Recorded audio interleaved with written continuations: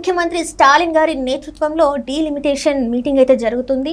అక్కడికైతే రాజకీయ ప్రముఖులు అయితే అటెండ్ అవ్వడం జరిగింది. దక్షిణ భారతదేశం ఎవరైతే ఉన్నారో సీఎంలే కావచ్చు, లేకపోతే ప్రతిపక్ష పార్టీ నేతలే కావచ్చు, దాదాపు అందరూ అటెండ్ అయ్యారు. కేరళ, తెలంగాణ, ఆంధ్రప్రదేశ్ నుంచి మాత్రం జగన్మోహన్ రెడ్డి గారు అటెండ్ అవ్వకుండా లేఖ మాత్రం రాయడం జరిగింది. మరి దీని వెనకాల గల కారణాలు, ఇక్కడ అటెండ్ అయిన ఈ రాజకీయ నేతలు ఏమని మరి మాట్లాడతారు ఏంటనేది అయితే మనకు తెలిసే అవకాశం ఉంది. ఎందుకంటే ఇంకా మీటింగ్ అయితే పూర్తిగా కంప్లీట్ అవ్వలేదు. సో దీని మీద స్పందించడానికి మనతో పాటు ఉన్నారు Janasena official spokes person Srinivas గారు.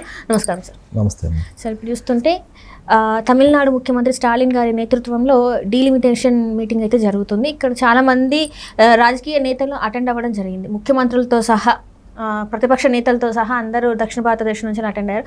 కాకపోతే ఏంటంటే ఇక్కడ జగన్మోహన్ రెడ్డి గారు కనిపించలేదు. ఆయన లెటర్ మాత్రం కనిపిస్తుంది. అంటే దీనికి గల కారణాలు ఏంటంటారు సార్? అంటే జగన్మోహన్ రెడ్డి గారు అటెండ్ అయ్యారా, అటెండ్ కాలేదా, దానికి ఉన్న కారణాలు తర్వాత చెప్పుకుందాం. అసలు డీలిమిటేషన్ గురించి ఈ మధ్యకాలంలో దేశవ్యాప్తంగా పెద్ద చర్చ జరుగుతుంది. ఉత్తరాది దక్షిణాది అనేటువంటి విభజన రేఖ వచ్చింది. అంటే ఇప్పుడు కానీ డీలిమిటేషన్ చేస్తే జనాభా ప్రాతిపదికన, ప్రజెంట్ జనాభా ప్రాతిపదికన జరిగితే దక్షిణాది రాష్ట్రాలకు అన్యాయం జరుగుతుంది, సీట్లు తగ్గుతాయి అనేటువంటి విషయం ఒక ప్రచారం. దాన్ని స్టాలిన్ గారు పదే పదే డీలిమిటేషన్ వలన దక్షిణాది రాష్ట్రాలకు అన్యాయం జరుగుతుంది కాబట్టి మనం అందరం కూడా ఏకం అవ్వాలని ఒక జేఏఎస్సీ ఏర్పాటు చేసుకుని కేంద్ర ప్రభుత్వం మీద పోరాటం చేయాలని అతను ఒక పిలుపునిచ్చాడు. అమిత్ షా గారు కూడా స్టేట్మెంట్ ఇచ్చారు, డీలిమిటేషన్ వలన సీట్లు ఎక్కడా తగ్గవు అనేటువంటి స్టేట్మెంట్ ఆయన ఇచ్చాడు. కానీ పెరుగుతాయని మాత్రం చెప్పలేదు. అది ఒక క్వశ్చన్ మార్కు. అయితే ఏమవుతుందంటే అమ్మా, ఈ డీలిమిటేషన్ అన్నది వీళ్ళ డిమాండ్ ఏంటంటే, ఇప్పుడున్న జనాభా ప్రాతిపదికన అయితే మేము కుటుంబ నియంత్రణ దక్షిణాది రాష్ట్రాలు ఖచ్చితంగా పాటించాయి కాబట్టి మాకు ఇక్కడ జనాభా తక్కువగా ఉంది, ఉత్తరాది రాష్ట్రాలు సరిగ్గా పాటించలేదు కాబట్టి అక్కడ జనాభా ఎక్కువగా ఉంది కాబట్టి వాళ్ళకి విపరీతంగా సీట్లు పెరిగే అవకాశం ఉంది, మాకు అంత ఇదిగా పెరగవు. పైపెచ్చు కేరళ లాంటి రాష్ట్రంలో ఒక సీటు కోల్పోయినా ఆశ్చర్యం లేదు అనేటువంటిది. అంటే సీట్లు ఎక్కువగా ఉంటే పైన సెంట్రల్ గవర్నమెంట్లో, అదే యూనియన్ గవర్నమెంట్లో మనకి ఒక విధమైనటువంటి బలం ఉంటుంది, డిమాండ్ పెరుగుద్ది, అవసరాలకి తగ్గట్టుగా మనం డిమాండ్ చేసుకోవచ్చు. కానీ ఎప్పుడైతే మనం తక్కువ ఉన్న సీట్లు మనం బలహీనపడతాం అనేటువంటిది ఇప్పుడు ప్రధానంగా ఉన్నటువంటి వాళ్ళ ఆరోపణ. అయితే గతంలో కూడా మనకి 10 సంవత్సరాలకు ఒకసారి జనాభా లెక్కలు అవుతూ ఉంటాయి. 71 జనాభా లెక్కల ప్రకారం చేయాలని వీళ్ళు అంటున్నారు అనుకోండి. అయితే 71 తర్వాత కూడా ఇందిరాగాంధీ గారు అప్పుడు 42వ రాజ్యాంగ సవరణ తీసుకొచ్చి ఇది ఫ్రీ చేశారు. అంటే అసెంబ్లీ సీటు విషయంలో ఎటువంటి విషయాలు కదపకుండా, పార్లమెంట్ సీటు విషయంలో ఎటువంటి కదపకుండా జనాభా లెక్కలు తీసుకుంటూ వచ్చారు. ఆ తర్వాత వాజ్పేయి గారి గవర్నమెంట్లో కూడా సేమ్, అంటే 543 సీట్లకి పెంచకుండా ఏమి చేయకుండా దాన్ని కదపకుండా జనాభా లెక్కలు చేసుకుంటూ వచ్చారు. ఇప్పుడు 2021లో చేయాలి అసలు జనాభా లెక్కలు. కాకపోతే మనకి అప్పుడు వచ్చినటువంటి కరోనా పరిస్థితుల దృష్టిలో ఇప్పుడు చేస్తూ ఉన్నారు. అయితే మీరు ఒకసారి చూడండి, already NDA government parliament hall కట్టిన విధానంలో సీట్లు కూడా దాదాపు 848 సీట్లకి తగ్గట్టుగానే నిర్మించబడింది. అది పార్లమెంట్ సెంట్రల్ హాల్ అంతా కూడా కట్టారు వాళ్ళు. అంటే ఆల్రెడీ ఒక డిసిషన్లోకి వచ్చేసారు వాళ్ళు. ఏంటి, ఖచ్చితంగా డీలిమిటేషన్ చేయాలనేటువంటిది ఒక విధానమైన నిర్ణయానికి వచ్చారు. దీనికి మనం దాన్ని అడ్డంగా ఆపేయాలంటే దానికి ఒక విధమైనటువంటి సహేతుకమైన కారణాలు చూపించాలి. ఇదిగో మీ జనాభా అక్కడ నార్త్లో అలా పెరిగింది, మేము సౌత్లో సరైన చర్యలు తీసుకున్న వల్ల మాకు పెరగలేదు, కాబట్టి జనాభా లెక్కలో 1971 ప్రకారం చేయండి అని చెప్పచ్చు. లేదు, పెంచడం వస్తే ఏ విధంగా పెంచాలి అనేది కూడా లెక్కలు. అంటే ఏదైనా చర్చల ద్వారా సమస్య పరిష్కారం అవుద్ది, కానీ ఇలా నార్త్ సౌత్ అంటే ఏమీ ఒరిగేది కాదు. ఇప్పుడు ఎందుకు జరుగుతుంది ఏంటమ్మా, తమిళనాడులో వచ్చే సంవత్సరం ఎలక్షన్స్ ఉన్నాయి. ఇప్పుడు స్టాలిన్ గారికి ఒక ఐటెం కావాలి, అది డీలిమిటేషన్ అనేది ఒకటిని, హిందీ భాషా వ్యతిరేక ఎప్పుడు నుంచి ఉండదులే అలాగే ఇది ఒకటి. ఈ 2 అంశాలు ఆయన బలంగా పుచ్చుకున్నాడు. తెలంగాణకు వచ్చేటప్పటికి ఇప్పుడు రేవంత్ రెడ్డి గారికి ఒక డైవర్ట్ చేసేటువంటి ఒక ఐటెం కావాలి, ఒక సబ్జెక్ట్ కావాలి. ఆ సబ్జెక్టు ఈ రూపంలో దొరికింది. తను కూడా ఏదో దక్షిణాది రాష్ట్రాల గురించి పోరాడుతున్నది అతను చూపించుకోవాలి.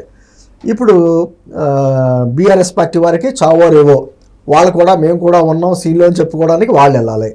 అంటే బీజేపీ ఎన్డీఏ యాత్ర పార్టీలు, తెలుగుదేశం పార్టీ ఆల్రెడీ మొన్న కూడా అసెంబ్లీలో చంద్రబాబు గారు చెప్పారు, ఒక డీలిమిటేషన్ జరిగితే మన సీట్లు పెరిగితే దాన్ని మహిళా రిజర్వేషన్స్ ప్రకారం వాళ్ళకి సీట్లు ఎక్కువ పెరుగుతాయని చెప్పి కూడా చెప్పారు. జగన్మోహన్ రెడ్డి గారు ఇప్పుడు గోడ మీద పిల్లి అంటారు చూసారా, అది అటు వెళ్ళాలి ఇటు వెళ్ళాలి అనేది ఎప్పుడు అతనికి భయం. ఇప్పుడు ఎన్డీఏ గవర్నమెంట్కి మోదీ గారికి వ్యతిరేకంగా తీసుకున్న నిర్ణయానికి వ్యతిరేకంగా మాట్లాడే ధైర్యం అతను చేయలేడు అతను ఉన్న కేసుల వలన. అందుకని ఏం చేస్తాడు, లెటర్లు రాస్తాడు. మరి నిజంగా అతనికి వ్యతిరేకం అనుకుంటే, డీలిమిటేషన్కి యూనియన్ గవర్నమెంట్ చేసేదానికి వ్యతిరేకం అనుకుంటే ఇక్కడ పాల్గొకుండా లెటర్ రాసాడు అంటే ఒక భయం అతనికి. అంటే ఇప్పుడు అక్కడికి వెళ్ళిన కాడి నుంచి మోదీ గారి నుంచి ఎటువంటి వస్తుందో అనేటువంటిది ఒక లెటర్ రాశాడు. మనం ఎన్నిసార్లు చూడదా తన లేఖాస్త్రాలు, అప్పట్లో వైజాగ్ స్టీల్ ప్లాంట్ గురించి కూడా ఇక్కడి నుంచి లెటర్ రాశాడు తప్ప ఏ రోజు అక్కడికి వెళ్ళి మాట్లాడిన దాఖలాలు లేవు. ఏంటంటే ఇవన్నీ కూడా ఈ డీలిమిటేషన్ కావచ్చు, లేకపోతే భాషా విధానం కావచ్చు, ఇక్కడ నార్తా సౌతా, ఎన్డీఏ గవర్నమెంటా యూపీఏ గవర్నమెంటా, లేకపోతే ఎన్డీఏ వర్సెస్ ఇతర పార్టీలు, ఇది కాదమ్మా. తీసుకున్న నిర్ణయం దేశానికి మంచి జరుగుతుందా లేదా అది చెప్పాలి. దీనికి రాజకీయ కోణంలో ఆలోచిస్తే సమస్య పరిష్కారం కాదు. ఎందుకంటే రాజ్యాంగ పరంగా వెళ్తారు వాళ్ళు, 2/3 మెజార్టీ కావాలి ఇటువంటి నిర్ణయాలు తీసుకున్నా. ఆల్రెడీ మెజార్టీ ఉంది వాళ్ళకి. మెజార్టీ నిర్ణయం తీసేసుకున్న తర్వాత వీళ్ళు ఏం చేయలేరు. కోర్టుకి వెళ్ళి ఏమంటుంది, పార్లమెంట్ నిర్ణయాన్ని మేము కాదనలేమంటది. పార్లమెంట్లో మెజార్టీకి వాళ్ళు రాజ్యాంగబద్ధంగా వెళ్ళారు, వాళ్ళు మెజార్టీ ఉంది చేశారు, మేమేం చేయగలం, కోర్టులు న్యాయస్థానాలు ఎంతవరకు కల్పించుకుంటామంటే. అంటే దీనికి ఏం చేయాలి, ఒడుపుగా సాధించుకోవాలి. జరిగిన అన్యాయానికి ఏమో అన్యాయం జరుగుతుందని మీకు నిజంగా నమ్మకం ఉంటే పైన కేంద్ర ప్రభుత్వం దగ్గర కూర్చుని మాట్లాడుకుని ఈ విధమైనటువంటి వ్యత్యాసం ఉంది కాబట్టి మాకు 1971 జనాభా లెక్కల ప్రకారమే డీలిమిటేషన్ చేయండి అని చెప్పేసి ఒక మార్గం చూపించుకోవాలి. లేకపోతే ఒకవేళ పెంచవలసి వస్తే ఎంతవరకు, మహా అయితే ఎక్కువ పెరగ మనకి 2 రాష్ట్రాలు ఇప్పుడు ఎన్ని పక్కన పెట్టమ్మా. ఈ రోజు వెళ్ళినటువంటి రేవంత్ రెడ్డికి లేకపోతే కేటీఆర్కి తెలియదా రాష్ట్రాల విభజన జరిగిపోతే మన బలం తగ్గుద్ది, మన సంఖ్యాబలం తగ్గింది కదా, మనం వీక్ అవుతామని తెలియదా? ఇదివరకు ఇప్పుడు ఉమ్మడిగా కలిసి ఉంటుంది 42 సీట్లుండి, ఇప్పుడు విడివిడిగా అక్కడ 17 ఇక్కడ 25 అయినాయి. అది తెలియదు వాళ్ళకి. అంటే రాష్ట్ర విభజనకు వ్యతిరేకం కాదు, కానీ అంటుంది ఎప్పుడైతే చిన్న చిన్న రాష్ట్రాలుగా అయ్యామో మన బలం తగ్గుతున్న విషయం వాళ్ళకి తెలుసు. మరి తెలిసి కూడా ఇటువంటి డ్రామాలు ఏంటంటే డైవర్షన్ పాలిటిక్స్. నేను అంటుంది ఈ రోజున ఖచ్చితంగా జనాభా పెరుగుతున్నారు, దాదాపు 140 కోట్ల మంది జనాభా అయ్యారు. దానికి తగ్గట్టుగా సీట్లు పెరగాలి అంటేనేమో ఉత్తరప్రదేశ్ రాష్ట్రం ఆ పెద్ద రాష్ట్రంలాగే ఉంది. అక్కడి నుంచి కూడా కొన్ని చోట్ల డిమాండ్ ఉంది, చిన్న రాష్ట్రాలుగా విభజన చేయాలి, అతిపెద్ద రాష్ట్రం 80 సీట్లు ఉన్నాయి అనేటువంటి డిమాండ్ ఉంది. కాకపోతే వాళ్ళకి అర్థమైంది విడిపోతే మాత్రం తగ్గిపోతాం, మన బలం తగ్గిపోద్దని అక్కడ ఉన్నటువంటి పార్టీలు చక్కగా రాష్ట్రాన్ని విభజన చేయకుండా చేసుకుంటున్నాయి. ఈ విషయం చిదంబరానికి కూడా తెలుసు తమిళనాడు నుంచి.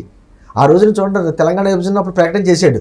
తమిళనాడులో కూడా రాష్ట్ర విభజన అక్కడ అంశం ఉంది అక్కడ, కానీ ఆ అంశం పైకి లేకుండా చేసుకుంటారు. ఎందుకంటే వాళ్ళ బలం తగ్గిపోద్ది. వాళ్ళ రాష్ట్రాలు బలంగా ఉండాలి, పెద్దగా ఉండాలి, చక్కగా ఉండాలి. మిగతా రాష్ట్రాల్లో వీక్ అవ్వాలి, విడిపోవాలి, మొక్కలు అవ్వాలి. ఇవన్నీ కూడా రాజకీయ కోణంలో ఆలోచిస్తున్నారే తప్ప నిజంగా తీసుకున్నటువంటి నిర్ణయం కేంద్ర ప్రభుత్వం యూనియన్ ప్రభుత్వం గవర్నమెంట్ తీసుకున్న నిర్ణయంలో ఏదన్నా లోపాలు ఉన్నా, తప్పు విధానం ఉన్నా అక్కడ ఒక డిస్కషన్, మనకు పార్లమెంటరీ సెషన్ జరుగుతున్నాయి కదా, అక్కడ డిస్కషన్ పెట్టాలి. ఇదిగో సహేతుక కారణాలు చెప్పాలి, అంతే తప్ప ప్లే గార్డులు చూపించడం, అరుపులు, కేకలు, వాకౌట్లు చేయడం, ధర్నాలు చేయడం ఇది కాదు. ఎందుకంటే ఈరోజు ఎన్డీఏ గవర్నమెంట్కి పూర్తి స్థాయి బలం ఉంది.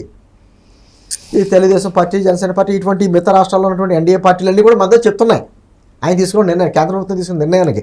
అటువంటిప్పుడు మీకు సరైనటువంటి చట్టబద్ధత లేకుండా ఒక రాజ్యాంగబద్ధ పోరాటానికి అవకాశం లేని పరిస్థితుల్లో ఒడుపుగా సాధించుకోవాలి.